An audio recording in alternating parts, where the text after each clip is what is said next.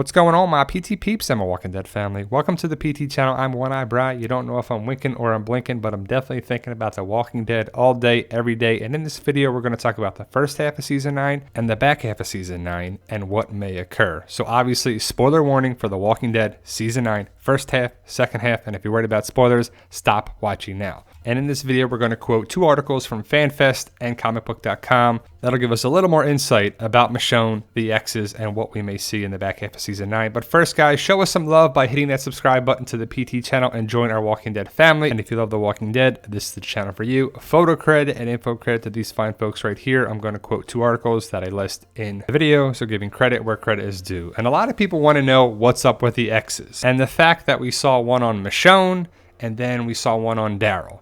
What do they mean?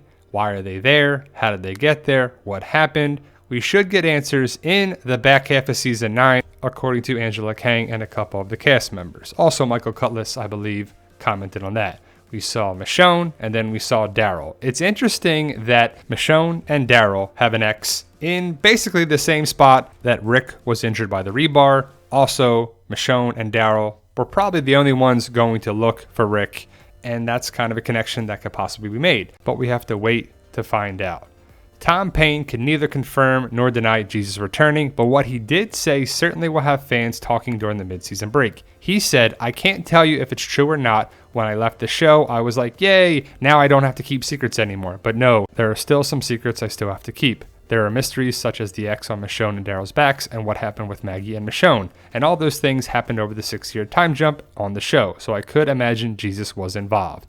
So Jesus kind of talked about him knowing about the X's, obviously. So he can't really say anything. Will we see a flashback with him in there? He couldn't confirm or deny the fact that he may be in a future episode. And that's what he was talking about in that article. But people will be like, how's he going to be back? He died. He got killed by the Whisper. It happened. Well, the flashback. You could go back in time easily by writing this happened before the Whispers were introduced over the 6-year time jump. And there's been some rumors going around that we'll definitely have a flashback episode around episode 914, but we just have to wait and see. When asked if he wanted to come back as a walker, Payne said no, but pointed out a pretty important detail which viewers should keep in mind. He said, "We'll see in the next episode if it happens, but you'll be like, oh, he said he didn't want to, but nobody has stabbed him in the head yet." That's true, but that's kind of the same lines that Robert Kirkman said on the Walker Stalker cruise, like, Carl's not dead yet. No one stabbed him. No one did this. Well, they gave false hope that Carl may live, but Jesus is definitely going to die if he hasn't already, because the last time we saw him was like this. Will he come back as a walker? Probably not, because I'm sure they'll get away from the Whispers. They'll put Jesus down. He might have a brief stint as a walker, but he's clearly going to get buried at Hilltop. We saw that in the trailer for the back half of Season 9. And I have to say, a lot of people are pissed at the fact that Jesus is dead. And I'm actually okay with it because I feel like he was watered down. He wasn't really the same character from the comic to the show, and a lot of people believe that. The time we start getting him to be the comic martial art character that we love, he gets killed off.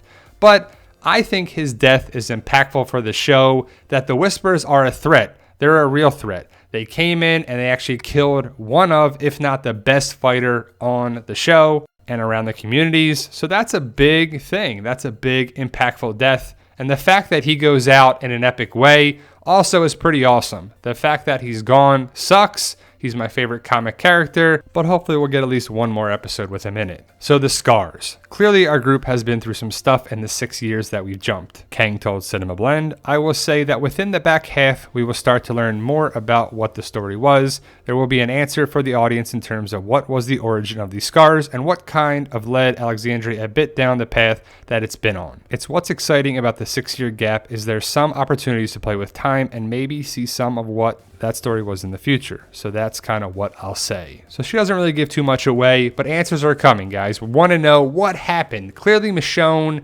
said something happened over the 6 years, because remember, guys, remember what happened. She basically made the reference like, look, we did something in the past. Maybe we let people in that we shouldn't have.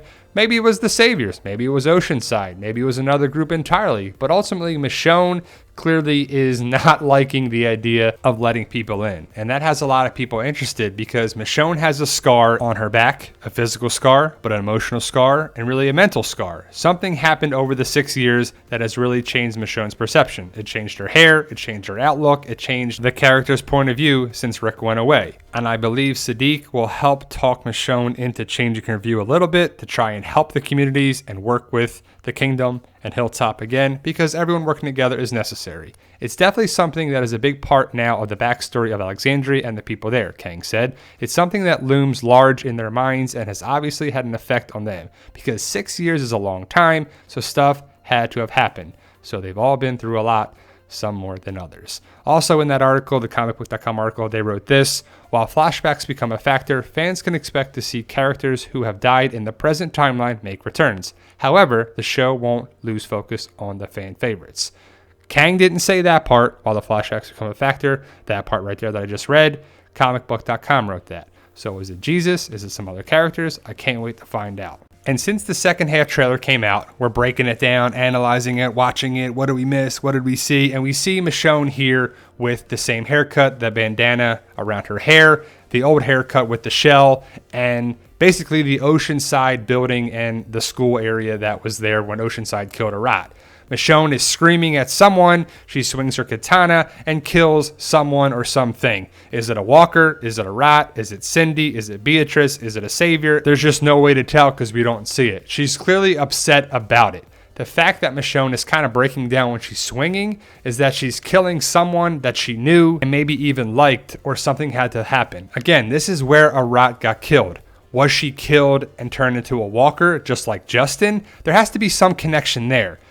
The logical answer is that it could be Arat, and after the fact with Maggie and Daryl saw Arat get killed, or didn't stop Oceanside from killing Arat. It's probably after the campsite, after Rick went away, and some timeline there. I have a video breaking down the clues and what I think is going to be there with that thumbnail there. Definitely check it out if you want to know more. But the interactions with Michonne, Tara, Michonne, Carol are very interesting because it's basically like Hilltop does not like Michonne.